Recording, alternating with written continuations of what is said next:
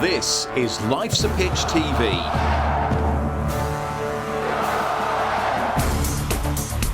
Main sponsor, DPS Tech. Also supported by Lackens, all about hearing. Forward Floors, Ginger Pickle, Fred Olsen Logistics, The Dove, Segford Golf Club, Ashford Wright, John Keeble Cars, Venue 16, The Hudson Group, Come Hither Design, Sound 4 Pro Audio, and Suffolk Sound.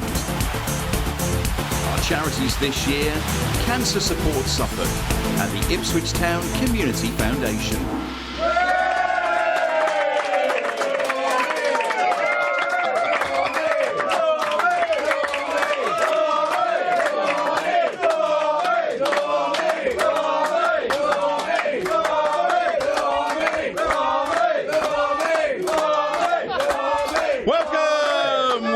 Welcome to the DPS Tech Arena for this week's edition of Life's a Pitch TV. I'm Mark Murphy. Welcome to our team, Terry Butcher, Russell Osman, and Chambers. Also with us, Richard, John and Mark are on technicals backstage. And Leslie Dolphin is back from Canada as our floor manager. And, of course, we are in the Premier League now, so we're very excited about what's to come for the rest of the season. But that should have cued a song. Come on, we rehearsed this. We are Premier League, say we are Premier League. That'll do. Fantastic. We are Premier League. So that means we've doubled the capacity of our capacity crowd. 2 stands. We have, sponsored by John Keeble Cars, the Churchman Stand. And sponsored by Ashford Wright, it's the North Stand. We're on YouTube, we're on Podcaster, and we're on Suffolk Sound as well on Saturday lunchtimes. We've got the Table Footy Challenge on this day in ITFC history. Ask the Legends, Player of the Week, and now the Renegade statman has given me some stats for the show. Stats that you never knew that you needed, but you will after each show, because there'll be ones to share with your friends down the pub. But we need a special guest, and could you please make some noise this week? It's ITFC former midfielder Alan Judge!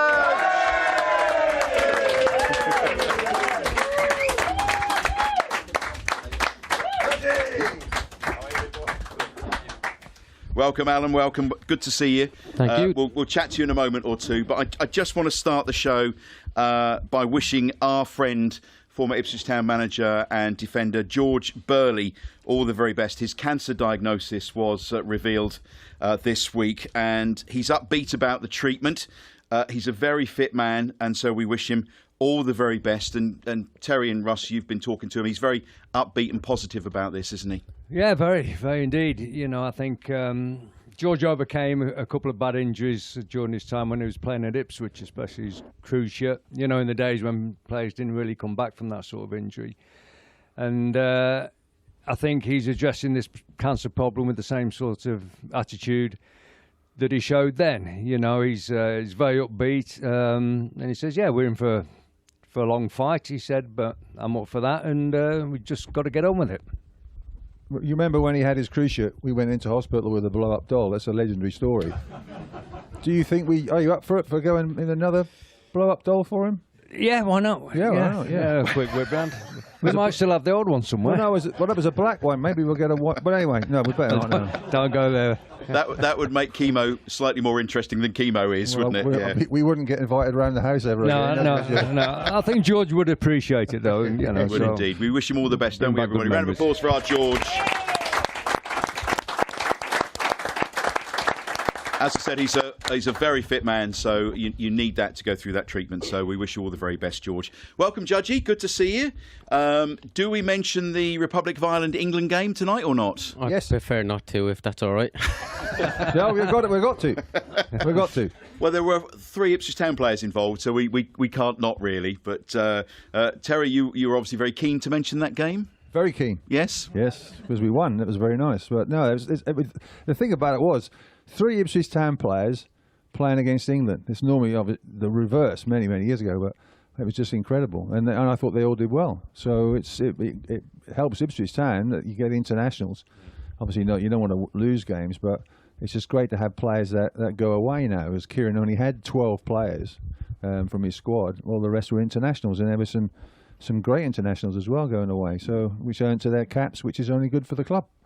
I'm going to pick out Ogbene, if I can, Judgy, because he was named Ireland's player of the match against England. Yeah, rightly so. He was definitely our best player by far, especially in the second half. He, took the game himself really to England, and most of our chances came from him. We don't know too much about him. Do you know? Tell us a bit more about him. Yeah, I actually played with Chio at Brentford. The one thing you'll get with Chio is works really hard.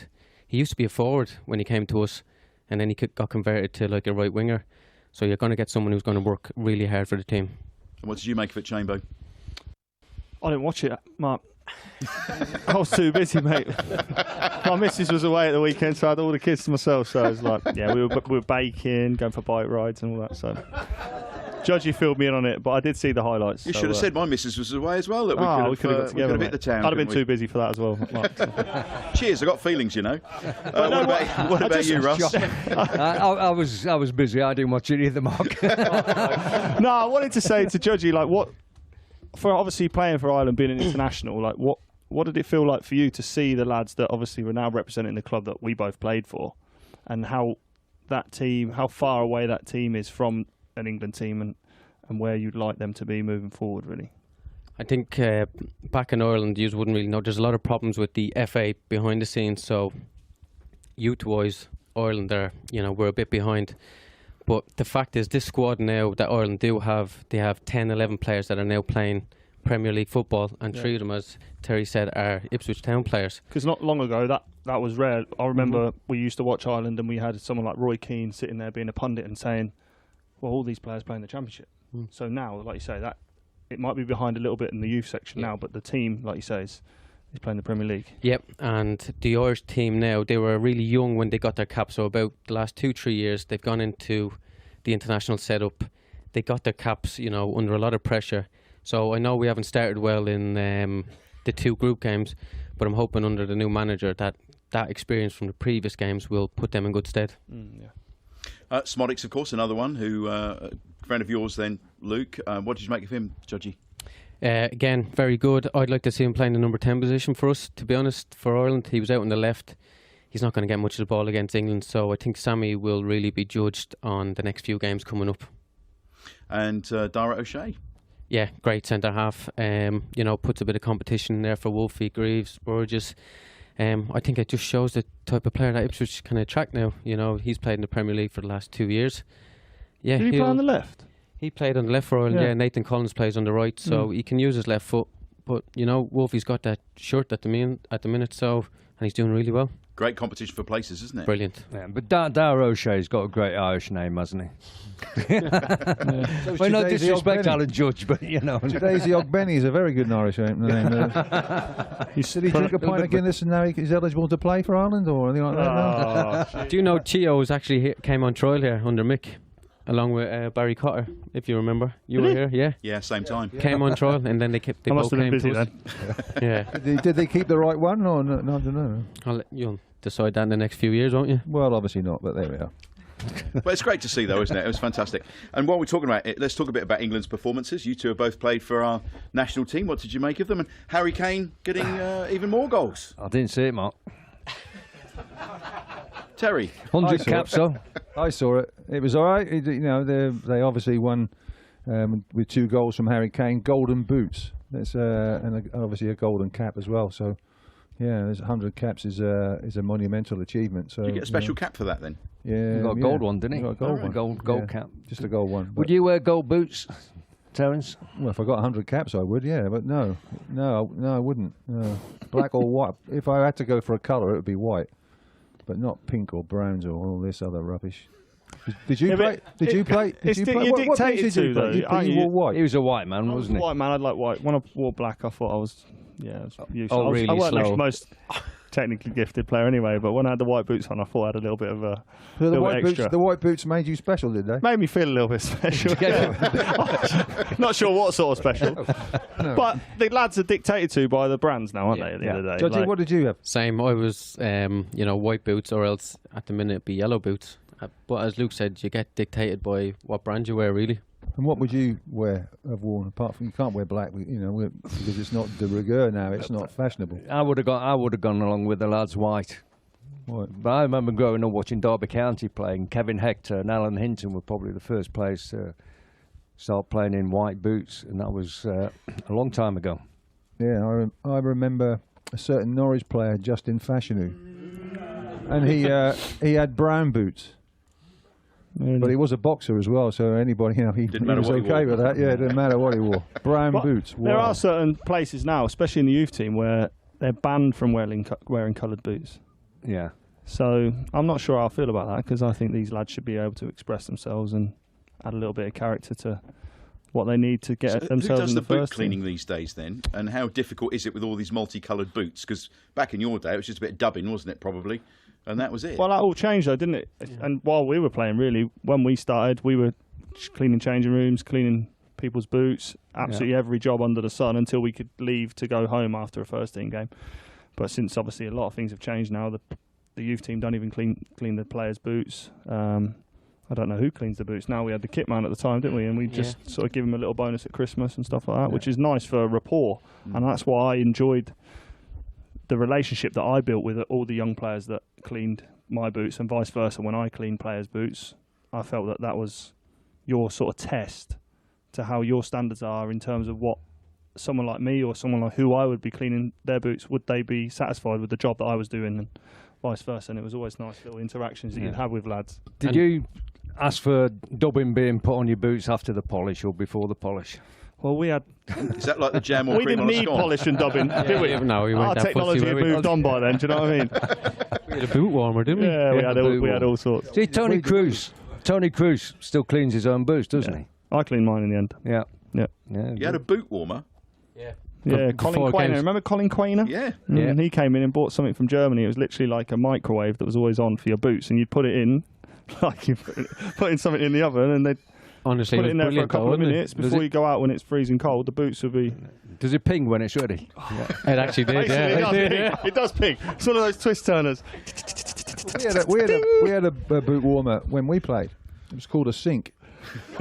Just filled them with hot water and put them in the sink. Can't go wrong with that, though. No, 5 minutes later, it was brilliant. Fantastic. That went a bit weird, didn't it? Anyway, It did, yeah, that's good. Yeah, that's it gets like that in here, guys. That's really hot. That's the bit everybody will be talking about. You didn't have after the show. leather studs in your boots, did you, with the nails in them? No. I don't know what you're talking about, Russ. We did. That was Really? great. You used to have to file them down before the game. You could really hurt people with those leather stuff. Oh dear. Happy days. Really good, yeah. What do we think about our keeper and being sent home from Kosovo? That's not the kind of thing that Kieran will be happy about, I wouldn't imagine. He says it's he's been hard done by and will perhaps not know the truth there, but it's not the kind of what Kieran wants. He's is a it, for his hero. players He's a hero. in your books. Yeah. Nightclub. Followed in our He got footsteps. caught though. Absolutely brilliant. Well, he got Allegedly. caught. He shouldn't get caught. but Shouldn't get He caught. did break curfew, so that was great. There's only one rule: don't get caught. Don't get Right. caught. Okay. Fair enough. Perhaps we'll learn from that. They're running then. a tight ship over there, though, obviously. So Yeah. one step Maybe we out should of get you in line. for a bit of coaching for him, you two. Yeah. Well, how to not Yeah. get caught. Yeah, Yeah. brilliant. That's what I'm saying. Yeah. Yeah, we'll go there. We'll do that. Yeah. Fantastic. We found a role for you. Deny everything. Delap under 21s, England under 21s. It's good, isn't it? Oh, yeah. It won't be long before he's in the full squad, will it? If he continues to play like he is. He's got everything, I think, as a striker. Yeah, very I impressive. just think that'll do him no end of good. That being in that setup, playing with those players, and I think he's got the self-belief that he thinks he should be in that squad anyway, so that's not an issue. But to actually be there and performing and playing and being the number 9 is enough. Massive step for him and for the club. And we've actually got a Swedish international as well, who earned the cap by playing for us. So that's another one. It's just amazing how many different things are happening now. Yeah. All over, how many every in time. Iraq? Burgess, Australia again. Yeah. I think there was it 12 or 13 that went out on 10 on international duty if you totted it all up. I think you mentioned Burgess there. Like he's got 10 caps now, and that's virtually all of them must have come under Kieran. So that just shows you the progression and how far they've all moved forward with him as manager and them as players, which is just brilliant to see. It's And what you want such to see. competition now for place, it's incredible, isn't it? Yeah, it's it brilliant. really is. Don Ball's gone off to Orient. He's a nice guy, isn't he? Very nice. Yeah. Don? Yeah. Good lad. I didn't have much to do with him, to be honest. But by all accounts, the lads that I've spoke to can't speak highly enough. I think you see a lot when you sort of take a little step back and see how the players interact with each other and celebrations during goals and after the games, and you always notice the ones where they are a real part of that squad. And I think over the couple of years that he was here, I think he had a massive influence on the people that he played with. Yeah. And Freddie Ladapo, Huddersfield. Yeah. I always thought Freddie was terrific in and around the 6-yard box. If there's ever going to be a little tapping or going off somebody's backside, it was going to be Freddie's. You know, I just thought he got that little gift of hanging about long enough just to get that little tapping now and again. You know, and he's done it all his career. It's a knack, isn't it? He'll do that again for them. That's a great signing for them. At that level, I think that's perfect opportunity for him to go and reignite and score goals again. Yeah. Exactly. That's what you want. You want someone that can score goals, and if they've picked him up for free. Yeah, lovely. What did he get in League One? 20 plus? Yeah. Very good. Yeah. A new deal for Christian Walton. Pleased with that? Goalies, eh? Don't play for a year, pal, will ya? Here's another contract. No, it's brilliant. He's been great as well. I think, had it not been for an injury at the start of last season before we got promoted, he'd be playing. He's only 28 too, Yeah, so it's a great thing for the club still to keep come. him. His best days of goal still to come. Well, you know. Yeah, I think we'll see him 5, again 6 during years. the season as well. So, I mean, it's really difficult. You've got to, you know what it's like if you're trying to fight for your place, but there is only that one place, and if the keeper's, doing what Haladgi did last year, then it's so difficult for them, isn't it, to keep motivated? I would imagine. Got to have the right mindset, I guess. Competition. You just got to be better than the person that's Judgy? got the shirt. As Russ said, I don't think he would have signed it if he didn't think he has a chance in getting that number 1 shirt, and it's great to have that self-belief, and I thought he did really well against Liverpool, and probably the reason why he signed the contract. Yeah. And another extension for Wes Burns as well. yeah, brilliant.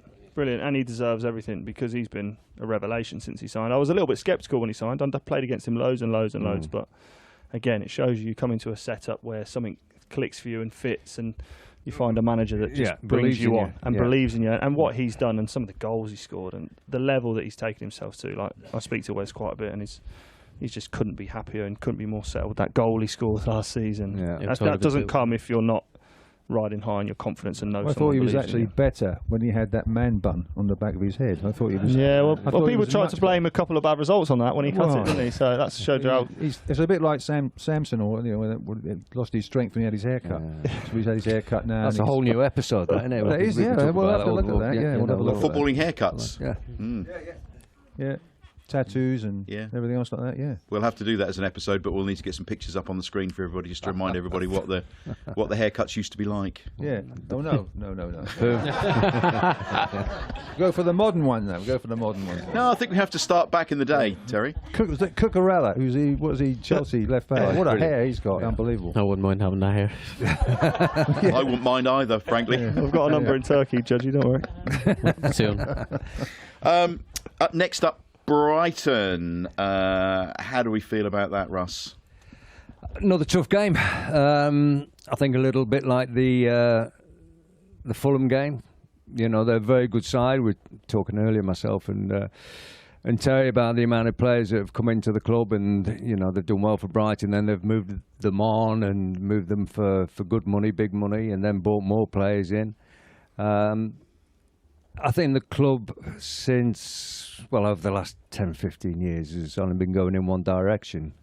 And it's super to see. I played for Brighton for a short while. All right. And I was telling Terry one day on the bench, there was Liam Brady was the manager, so he's only for about 6 games at the end of the season. I was on the bench with Jimmy Case, so I was about 35 at the time, 36. Jimmy was about 40, and Steve Foster was about 39, and that was a choice of the 3 subs. three absolute loonies, I tell you. Did he use any of you? No. What do you think, Butch?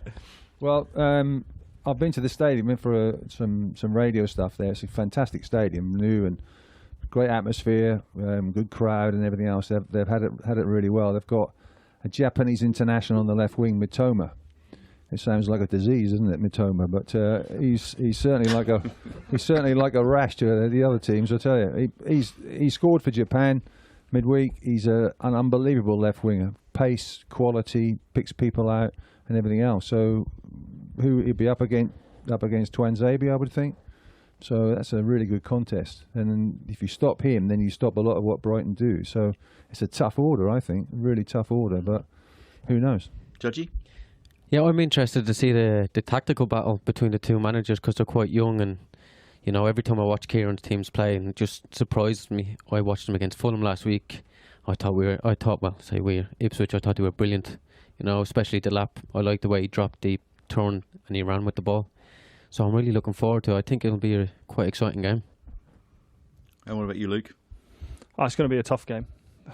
They're an established Premier League team now, and they're in Europe. They're in Europe chasing those sort of levels now. So, like we said about their recruitment and how good that's been, they just keep churning out. And every decision they've made since they've made it to the Premier League, back down to the stadium and the facilities and the way they've planned it all has been first class. And the managers they've had to lose to then bring in, they've always gone again and gone again and again. So, I think that's the model we need to look for as a club.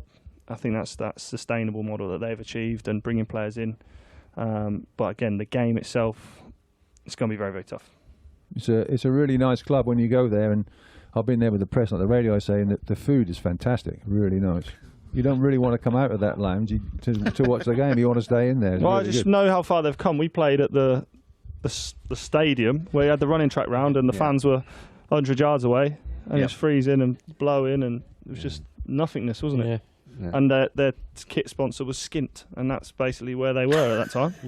So it was just, But prior to that, I played at the Goldstone, and they had a pitch invasion, so they had a game called off that had to be replayed after the end of the season. Amazingly so. Yeah, and it was just completely weird. But, you know, Goldstone, they've then gone to that stadium and then just been on the way up since there. I can't remember. Can't remember what it was called now. Anybody remember? No, someone will let us know. With Dean? With Dean, yeah. And that's it. Yeah. With Dean Arena. Yeah. Strange Did place. you see it with Dean at the with Dean? Oh yeah. Just temporary stand all the way around it, though, wasn't it? You know, it was. So do you think, boys, as well, that would, as Luke says, that would be a good one to emulate if we can do a Brighton? Absolutely, that's a great model to base yourself on. Really is. And they've got the money. Brighton have got the money from their owners and all that sort of thing. We've got the money, so it's very, very similar. They redeveloped their whole ground, moved away and everything else from the Withdean and the Goldstone and everywhere else, and they've got a fantastic stadium. We have a brilliant stadium now, but we want that to be bigger. I think possibly needs to be bigger. So how do you develop an old ground sort of thing? So they're going to have to do that. But they've done really well on the pitch and off the pitch. They really work as one. It's They've fantastic. gone hand in hand, which is the exact model that we're currently riding the wave of, I think. Yeah. It's going to be interesting, the lineup that Kieran puts out. I mean, so many players looking to get in that starting 11. Judgy, what do you think? It's I talked about competition for players earlier on, but my goodness me, they've played very well. Everybody's played so well so far, haven't they? Yeah, exactly. And then you've got the boys come back from international duty, how many minutes they've played, etc. Because it's still quite early in the season. And I think, as you've seen from Kieran, he likes to have his starters and he likes to have his finishers. So it wouldn't surprise me if he plays the same team that finished at Fulham if he could. But maybe he might be thinking maybe go a little bit more defensive in the middle of the pitch, because Brighton are very good at getting the ball moving around. And I like the look of the Swedish boy Kajust. Very good. It seems like he can take the ball under pressure, and he might make that a little bit tighter in the middle of the pitch alongside Phillips and Morsey. Great to have all these choices, isn't it? It's not a bad fantastic. choice. What do you think, Chambo? Who's going to play and goal? I think he goes Walton. I would. Yeah. Depends Because on it's what the just too conversation much is. nonsense going on. Yeah. Right, you're a professional. Yeah. Regardless, we won't know what went on, Yeah. but Christian Walter's not done anything wrong since he's been here. we should have probably stayed with him to bang him back in there during the game. But hindsight's a wonderful thing. But to have the choices, I don't think any of us could pick. I don't think he's going to make wholesale changes. I think the lads performed, like we said earlier, how well they performed against Fulham, Brighton. Not too dissimilar to probably the way they play and the level they're probably both trying to achieve now. So I think he'll be more than confident of putting out a similar team as what started against Fulham, I think. What do you think, Butch? Exactly the same. Would you? Yep. Might move on. Okay. Can we just say well done to Kieran McKenna? He's got another award News breaking today that he's got an honorary doctorate from the University of Suffolk. Oh, lovely. So well done. I thought he got an award for his haircut. That's pretty radical, isn't it? Was he cut his hair, is it? Yeah. Dr. McKenna, he'll be. I mean, he'll have an award for everything. Yeah. The way he drives his car. and After his this shoes job, and everything can he like get that. another job with that doctorate? Question for you guys. Can he what? Can he say, I'm qualified in this? What's the doctorate for? It's just honorary. Well, if he's on a flight, is there a doctor on board? I mean, what's he going to do? It's not easy. Moving on. Let's take a look. I mean, it's going to be a difficult one this week because we haven't had a game. So it's time for the Life's a Pitch TV Player of the Week, sponsored by the Dove in Ipswich.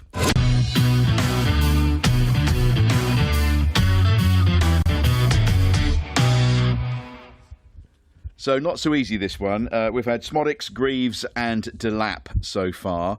I don't think we'll pick a specific one this week, but for those who did watch the internationals, who do you Harry think Kane. stood out? Chidozie Ogbene. Okay. Yeah, we got to give a player of the week. They played, didn't they? Okay, well, we Yeah. can do that. Yep. Yeah. Yep. So, I agree. Ogbene? By all accounts, he was outstanding. Yes. I'll text you later when I've watched Judgy, the what do you highlights. think? Yeah, I'll go with Terry on that. Chio, definitely. Yeah? Yeah, Yeah. Is that because he's Irish or he was good? because he was really good. Really good. Really good. He's got it then. He is our Player of the Week this week. Oh, fully deserved. Fantastic stuff. I mean, it's just it's so lovely to be able to pick and choose from great performances week in, week out at the moment, isn't it? Long may that continue. Right, it's time for Ask the Legends now, sponsored by Seckford Golf Club. Oh, here we go.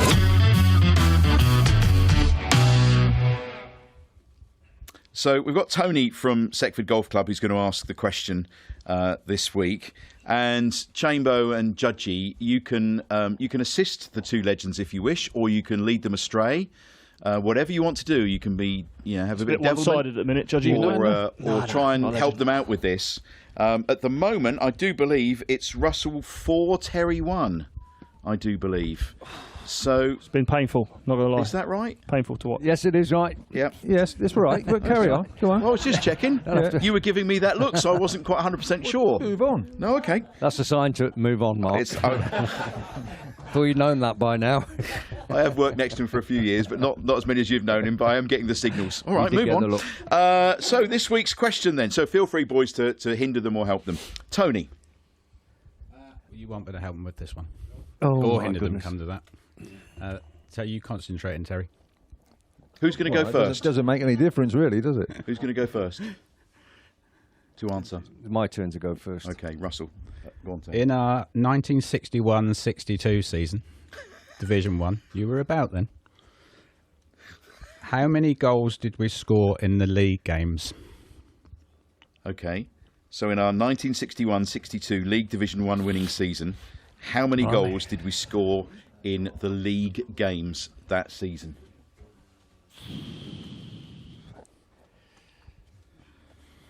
It's gone very quiet. 80. 80.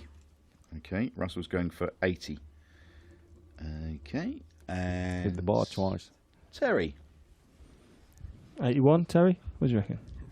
More? Yeah. They won the league, right? You might actually do a question that regards astrophysics because I have no clue whatsoever. So, but That's next week's question. I would go lower. Oh, you're going lower? Yeah, Lower. so I think they were smaller games, weren't they? Less So games. lower than 80. But I'm probably wrong, but I normally am. Okay. What would you do, Luke? I'd go 81. Okay.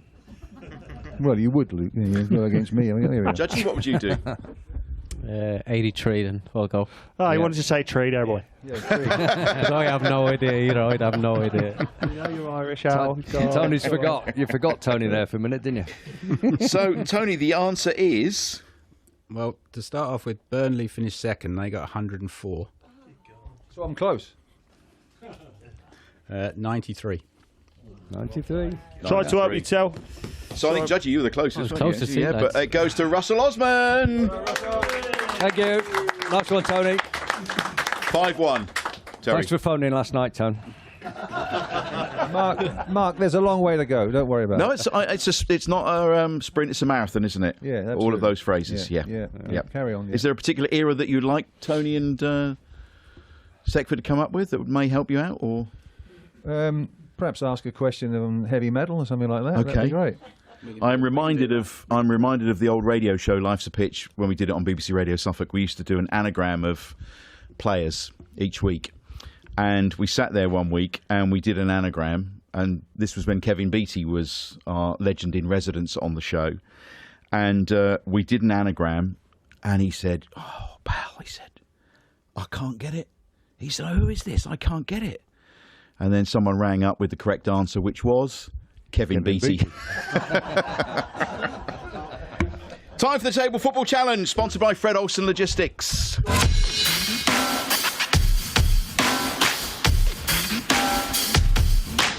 So each week, our guest has 60 seconds to see how many goals they can score against our two England internationals. So, Judgy, this is a chance for the Republic of Ireland versus England, a chance for you to get some revenge on what happened the other day.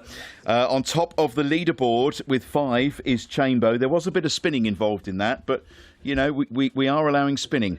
So, Judgy... Yeah, we can spin. So, Judgy, do you want to do this as a solo performance, or would you like to pick a friend from the audience? I was on my own, mate. He was on his own. Okay. So the idea is as many goals as you score against them, all right? But it's on the whistle. So get some balls ready. Chambo in the lead with 5 at the moment on this. Are we ready? Here we go. 60 seconds starting from... Oh, there's certainly some spinning going on here. A lot of midfield action at the moment. A lot of midfield action. And the ball is stuck in the middle of the field. It's like the 1970s, that pitch, when it got stuck in the mud. So it's up, it's close. Looks like they've got Harry Kane up front for England. Judgy going very well there with the spinning technique. Still 0-0 at the moment. Oh, 1-0 to England at the moment. Ray Crawford scoring for England. Good save there from the Republic of Ireland. Out from the back. Bit of Kieran style out there from the back. Poofed up from the England 2, but it's still 1-0. Keep going. It's there. Good defensive work from the Republic of Ireland. Still 1-0. Oh, it's a good shot saved by Peter Shilton. Oh, it's 2-0.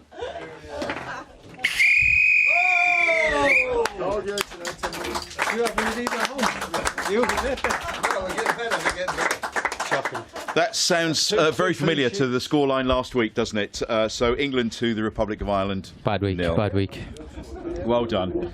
But at least you're up on the leaderboard, Judgy, because you'll probably drop in at number 6 or 7 at the moment, and we'll get there. The season is very, very young. I thought there was 10 judges on there. They're that small. You know, see the people Oh my God! How'd you put up with this from him? Oh, they haven't changed, have they? No. They're always the same. He was like, last time I saw Terry, he was horrible to me. No, you'll be all right tonight, Judgy. Come on, mate. We haven't started yet. Chamber. I've got some stats here. I caught you cold, didn't I, lads? I caught you cold the first week. Let's talk a bit about you. You came to town, but you nearly came to town with Mick McCarthy. Yeah, in 2013, after I left Notts County, I was down here. I was in the office ready to sign, and strange story that Marcus Evans went on holiday. My wife was heavily pregnant with my firstborn. 10 days went by, never heard from Marcus regarding the contract, even though everything was sorted. Then I ended up signing at Blackburn. Blackburn came in for me where I originally started, so that pulled on my strings a little bit to go back there. But I was here, I was ready to sign, just a strange delay. How bizarre. That was a very strange time anyway, wasn't it, really, with Marcus at the helm. Chambo shaking his head. We're not going to go there tonight, are we? Yeah. Or are we? No, it's about Alan. Let's go. Alan's night tonight, yeah. So who brought you then? How did you finally end up here? Paul Lambert brought me, but there was talks of me coming quite a few times before that with Dave Bowman was head of recruitment at the time. They wanted to bring me in when Paul Hurst first came in, but he was going a different way. I think, as we've seen what he did. He knew better, didn't he? Yeah. Don't get bitter. Don't get bitter. Let it go. Let it go. And obviously then Paul moved on, and then came the end of January. I wasn't playing as much as I would have liked to at Brentford, obviously because they were doing really well. And it was just the right move. It was the right thing for me at the time. And you enjoyed your time here? You know, I really did. It was a bit frustrating. There's a lot of things that went on, you know, I couldn't really do anything about, but I really enjoyed my time at the club. I actually loved it here. There was a lot of people, really good people in the club that were very helpful. Particularly this man. My first day I turned up at the training ground, he's sitting there waiting for me. I never really knew him. Only knew him a few times from, you know, going past him, you know, in the games. Come on. I'll let you have it. It's fine. It's fine. Didn't recognise him from the front. Yeah. No, but yeah, definitely really enjoyed my time here. Obviously, it was just sad the way I ended, really. What happened? So, it was the year, it was when Paul Cook had come in, and, you know, I was going through quite a bit off the pitch at the time. I think my mother had just passed away. I completely forgot what was in my contract because everything that was going on. So I was flying back and forth to play for Ipswich. So I'd come back Friday morning, try and play Saturday, go back Sunday, go back to Dublin Sunday morning, fly back Tuesday morning, play Tuesday night. I did that for about 4 or 5 weeks, I think it was, leading up to obviously what happened to my mother. But anyway, I played under Paul Cook, went on, and then he just pulled me in one day and just said, "Look, I've seen your contract. There's one more appearance, and we're not going to activate it." But that was his decision. It wasn't the club. It was him. And I think, as a lot of people seen, he did that to quite a few players. Yeah, it was an very odd time, wasn't it? Yeah. I mean, why would you do it? I can never understand the thinking behind that. Very strange. If it's not a club decision, it's just down to the manager. You think, why? It was strange because I was playing. And he knew the situation that I was doing. He was happy for me to fly back There was and a forth. clause in your contract, wasn't there, though? Yeah, it was if I had played 23 games that season. And I'd played more or less every game that season. As I said, with everything that was going on, I was still coming and playing. And it's nothing to do with the club. As in, like, the club didn't do that to me. It was Paul wanted to make his own team, which was fair enough. As you could see in the summer, I think once I was the first one to go, I think a lot of people saw there's going to be big changes. You saw Flynn go into the reserves. You saw Caden Jackson go into the reserves. Obviously, Chamber went. Scousey went. I think even Teddy Bishop went into the reserves. So it was just a change for the club. That's all it was. And, you know, first few weeks you kind of think, why has this happened to me? But I think when I left, it's football. These things happen. Yeah, but why leave it till there's one game left on your contract? That I don't know. No, you know, just don't know. 10 weeks beforehand, he can call you in the office and have a chat with you, you know, man to man, and say, listen, things But might you know, change well by as, the end of you the know as season. well as we do, there is no man or honour or... There isn't. These people aren't honest. No. So but it's a shame, isn't it, when it's a like shame. that? It does leave a bitter taste in your mouth when you've dealt with somebody like that. There's no need for it. And it left me in a position where I could still play for the club, but I was running the risk of getting injured, having no contract in the summer. Yeah. So I could still come on after 10 minutes and be okay for the club. But I don't think that was fair on me to have to do that. No. And I don't think it was fair on the club either. So me and Paul decided best off that I get out of the way, kind of, just to let it go on. And then the week later, it happened to Stephen Ward as well. So things There were you go. coming. Yeah. But it was Would you strange because I was playing. Would you have liked to have stayed? Oh yeah, definitely. Sure, me and my family are set up here now. When I first moved down from London, I had obviously again I had problems. My daughter you need 2 operations, so I had a little bit of problem at the start. But the minute we moved here, we love it here. Obviously, I lived in London for 5 years. I like the way Suffolk is a lot calmer. So my son's now in the academy. My daughter's now in high school. So yeah, we're definitely settled here. Any reflections on that time for you, Chamber, as well? It was a very odd time, you know, for us looking in from outside. Quite an odd time for 9 years, really. But, listen, we were just victims of someone in charge, and then a takeover happened. Do you know what I mean? It's just, I've got no bitterness towards the guy. It's just football. At the end of the day, it's not. And you're never going to get your fairy tale ending. My fairy tale ending came when the club got promoted to the Premier League, and I was stood on the side of the pitch for Sky, and the whole stadium's singing my name. That was my closure. It was amazing for me. I left during COVID, so we never had a final send-off. But I feel like good things come around at the end of the day, and that was sort of my little bit of a piece there. But no, the way things were handled at that time were just, as human beings, were just not right. Business is business. Do you know what I mean? I understand that, but the way things were handled, not for me. I mean, you're a never commodity, aren't you? That's the thing. You're a commodity. Of course you are, yeah. Yeah. We had the same in 85. It happens everywhere. You know, I'm suddenly playing week in, week out, and one day Bobby Ferguson says, "You've got to find yourself a club." You're thinking, hold on a minute, we've got cup games coming up next week. We're not going to be playing them. Somebody else is going to be playing. Yeah, it's the way out. things were handled. For me personally, when they left, it was disgraceful. And Judgy as well. It's just, if you know what you're going to do, just be honest about it. That's all anyone wants. Like, I can't make you keep me, or we can't make you want to keep us. That's fine. Just give us the best opportunity to then figure out what we're doing, and we'll handle our situations as best we can then. And show some respect. Respect, but there wasn't any respect during that period. That's as far as I'll sort of go on it, really. Okay, we'll wait for the book. Yeah.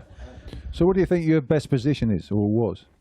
It was definitely playing the number 10 position, but at Ipswich I didn't really get to play that much. You know, here I had, again, there were circumstances where players were more or less telling the manager, I'm not playing that position, so then I would get shoved out onto the left because the manager, well, Lambert at the time, knew I would do it. But and could do it well.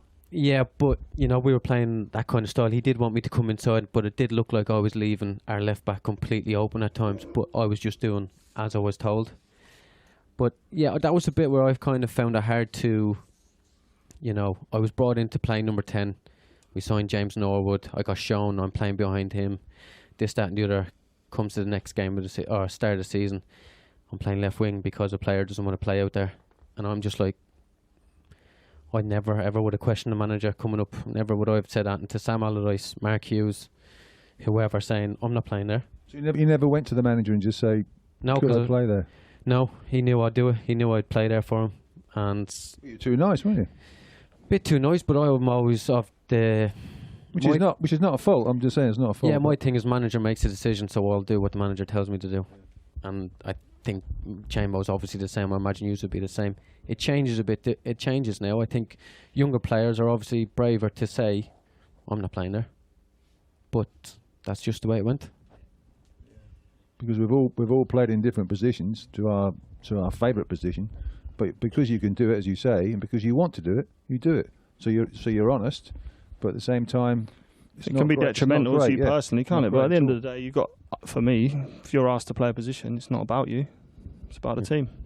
So I could never jump on that board of that, oh no, I ain't playing that, I'm not doing that. Like, what? It's a team game. There was an instant we were playing, I think it might have been Portsmouth, we were playing on a Saturday. I was told I was playing, not number 10, I was playing alongside Flynn in midfield. So I'd prepped all night for the game. As you do, you watch your clips, this, that and the other. I came in, and then I got told probably 3 hours before the game, I'm putting you back out on the left. I'm just like, didn't have time to prepare. Well, obviously you can still prepare, but you know, I got into where I was playing, where I had to watch. It's just a mess again. You're really. looking for an edge, aren't you? Yeah, I'm looking for where I can try manipulate spots or whatever I can get at. And my problem for me was when I was at Ipswich, all my best games came from when I played number 10. I either contributed some way in a goal or an assist. Out on the left, it just wasn't my position. So were you playing number 10 when you played against Northampton and it was 0-0 and a certain referee called Darren Drydesdale tried to intimidate you, didn't he? No, I was left wing. That was actually the strangest thing I've ever, that was mental. What happened? In all honesty, it happened. So obviously I think everybody can see I got taken down for a foul, clear penalty. And we're walking back and I did say to the ref, that's a joke. It's a penalty. But then there's a voice that's come out from miles behind him, effing and blinding. Clearly not me.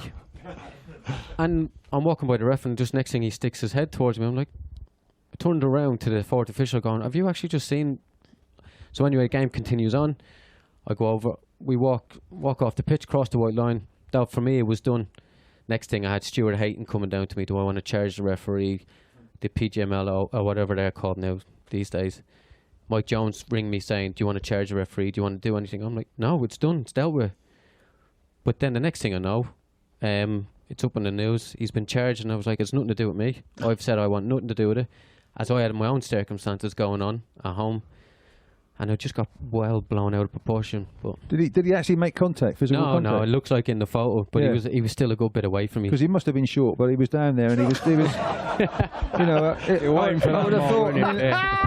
I mean, if I tried to stick the head on you, I would have hit the top of your head, not the actual forehead. You can see he's quite hunched over, so he would have to go a long way. Over. Yeah, he was very. But honestly, it's just the strangest thing. It's just, the worst thing in the end is he released a statement when I was helping him, saying I said this is the worst abuse he's ever received. And that's when the club Ipswich actually came to me and said, no, you need to defend yourself here because we have evidence, we've proof that you did nothing. And when I sent that to the FA, they were like, no, we've closed the matter, he's charged. But they didn't really want to see the full evidence saying that he's lied, first of all. And then my name's getting dragged through the mud for no reason. And it looks like I'm just an angry player, even though I was angry. But no way would I've ever done anything like that they said. So that was the annoying thing for me, was he lied. And when I tried to help him. So that wasn't the only time the ref had complaints against him, though. I think Nigel Clough came out. There was one or two times he complained about the way he refereed as well. So, but again, that's football. We complain against them all, don't we? Yeah, but the best course of action. The best course of action was just put your foot through the bottom of the referee's changing room door on the way after the game, wasn't it, Terry? Well, Who could possibly have done that? It worked for me. Yeah, it was very good. Yeah, got charged as well. It was great. He's sat there, just getting changed to go in the shower, and he's still got like big lumps of wood sticking out the end of the boot. On those sharpened studs. Who was responsible for that? Yeah. Who did that? Yeah. Who did that? Yeah. Bit of panelling. Happy days. Happy days. Yeah, strange time. Yeah.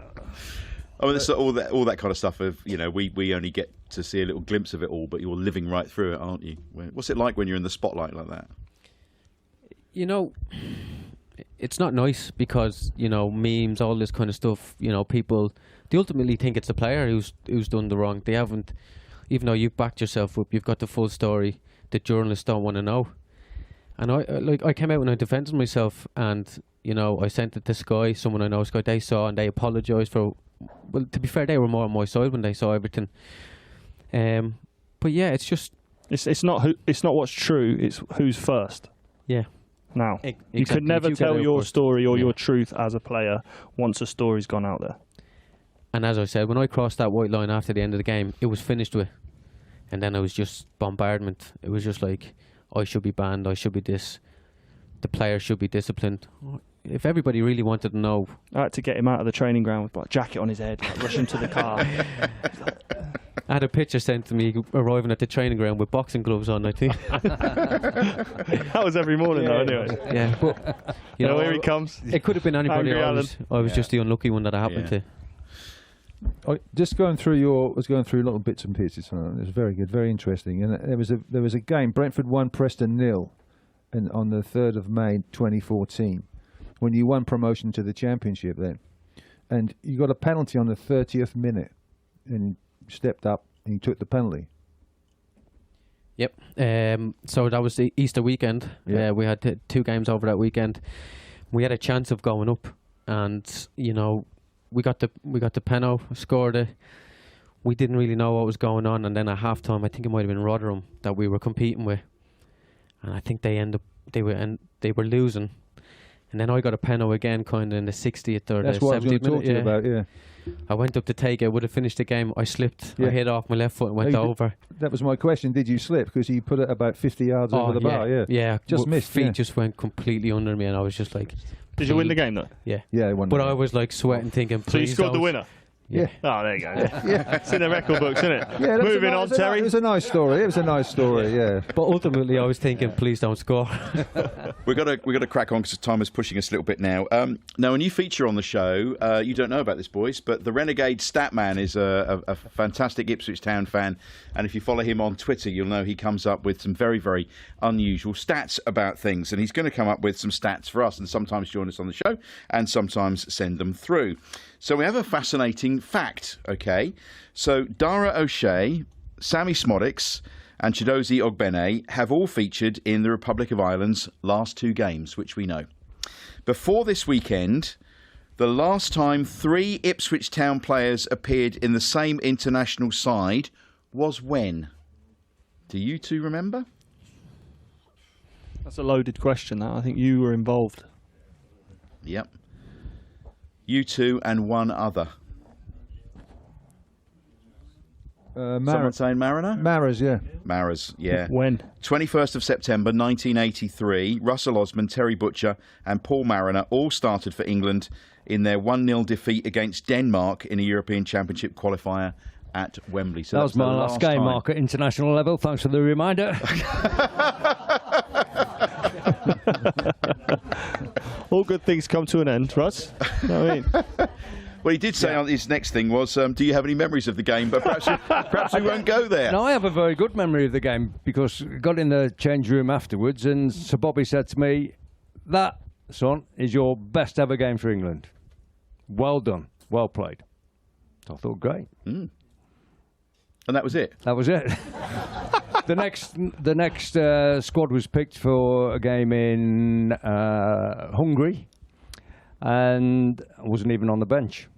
Me and a couple of the other lads, hour and a half before before kick-off, the team was picked in the change room. We sat there, hour and a half before kick-off, and me and a couple of the other lads were still left on our places. Weren't even on the bench.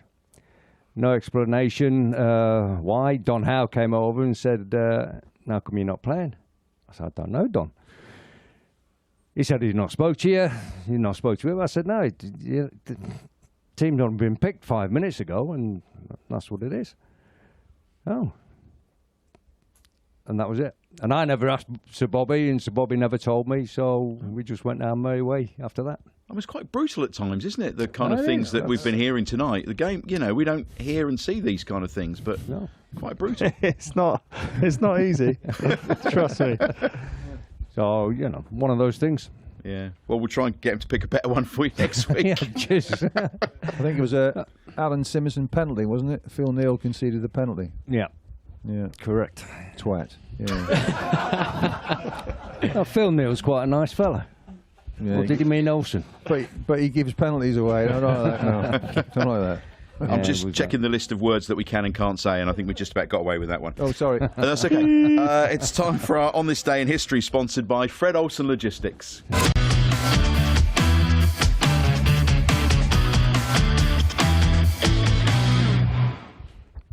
Over to you, Russ. Thank you. On this day in history, England played Denmark in 1983. 3 England players. No, right.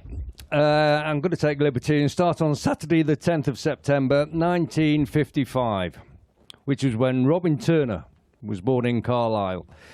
The striker showed fine loyalty in his town career, which saw his 22 league starts over 9 years.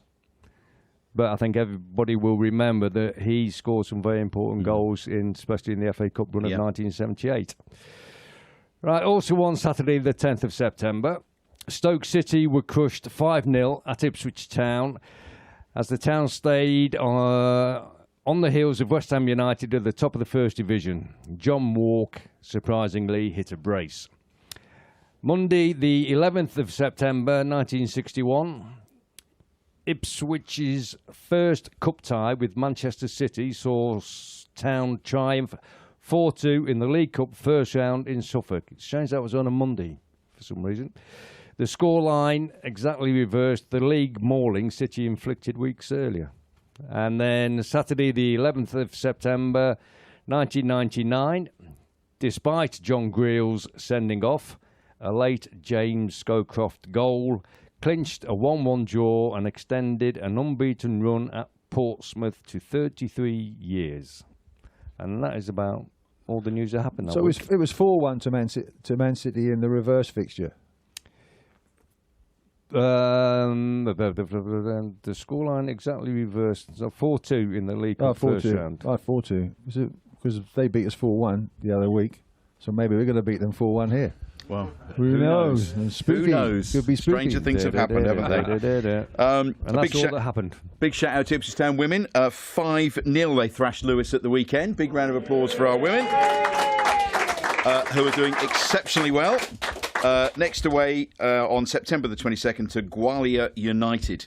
Time for the Man v Fat results. A small group lost this week for the Man v Fat session at goals on Friday of 2.6 kilograms, but still an impressive 33 kilograms down for the season. Highlight of the week was Town fans Crystal Harvey and Gary Corsten hitting their 10% and 5% milestones respectively. This week's results: Borussia Mönchengladbach 5, the Wycombe Waddlers 17. The Red Hot Chubby Fellas 8, Galatasaray 14. Ivory Toast 11, the Red Cat Funts 20. Go on, Red Cat Funts, go on. L'Argentina 13, Hardly Athletic 8. A big shout out to Life's a Pitch fan Jason Langford, who joined us this week after learning about us on the show. And to Funt of the Week, Sandro Soares for a massive 4 kilogram loss on the scales. Funt of the Week. And he says, this is Man v Fat Mark. Did I hear a rumour that Terry has started a Bring Back Man Titty campaign? Yes. Yes. Okay. Yep. So we need a team named Man Titty. You can't beat the titties. I'll tell Okay, you. correct. Can you wish our 11-a-side all the best in their match against Thetford on Sunday? Yes, we can. So well done, everybody in the Man v Fat world for doing what they do, which is lose weight and have a bit of fun at the same time. Just a quick mention that the 2 books that we've been featuring on the show recently are available on our website, lifesapitch.tv. So make sure you bookmark that and have a little look. Lots of stuff on lifesapitch.tv. That's Jason Dezell's book and also Neil Prentice's book about George Burley. Both really, really good reads. And Judge, you've been great to have you on the show. Enjoyed it? Yeah, I have, yeah. Except for Terry's jokes. I've got one final comment, right? No, let's on then. get cut Here we off go. now. We'll get it out of the way, shall we? Right, okay. So if we have an injury to anyone on the table football, we have a ready-made substitute. So there we go. But Oh no! But I have to say, he is great fun, and he's an absolutely fantastic guy and a fantastic player as well. And he takes it in good spirit until he kicks me ankles later on, I think. Yeah, thank you. And you briefly mentioned it earlier on, Judgy Junior playing for the academy at the moment. Yeah, he's just signed for the under-9s. He's been in the pre-academy for the last 2 years, and you know it's good. It's good to go watch what some of these kids can do at 8-9 years of age. This kid is unbelievable. I've never seen anything like it. Right. He's all right. His mum played in goal since I've known him. Yeah, it's not me showing He's him in what goal to do. every day. He's just battering shots at her since he was about 3. Where was he born? He's English. Oh, there you go. English, yeah. There we go. We've got a chance, haven't we? He's a good one. He's a not good one. Declan Rice or Jack Grealish. We'll see when we come calling, Judgy. We'll He's see, out of my mate. house if he says England. He can come and live with me. Don't worry. I'll look after enough of them. What are you No, like on the brilliant. sidelines? You know, I actually just stand in the corner and just take it in. Really, to be honest, the He's a bit coaches. antisocial anyway, really. No, the coaches are really good there. You know, he's lucky. He's got really good coaches, and you know, it's just enjoyable to watch him play. And you know, we were up in Loughborough at the weekend. They were playing in the Premier League tournament. I think it's the first Ipswich team being invited over 22 years. It was great just to watch them play against, you know, United, etc. He absolutely loved it. Awesome stuff. Well, look, you've been a great guest. Give Judgy a big round of applause, everybody.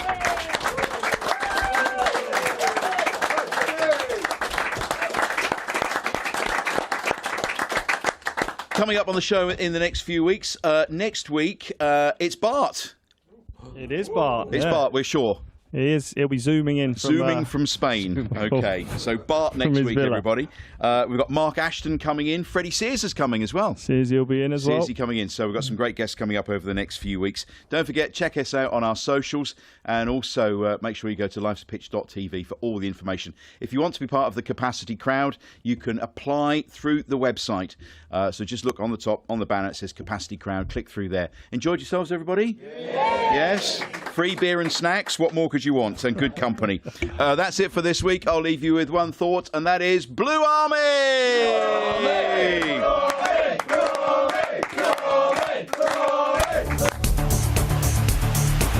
This has been a Life's a Pitch TV production.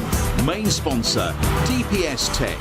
Also supported by Lakens, All About Hearing, Forward Floors, Ginger Pickle, Fred Olsen Logistics, The Dove, Seckford Golf Club, Ashford Wright, John Keeble Cars, Venue 16, the Hudson Group, Come Hither Design, Sound 4 Pro Audio, and Suffolk Sound.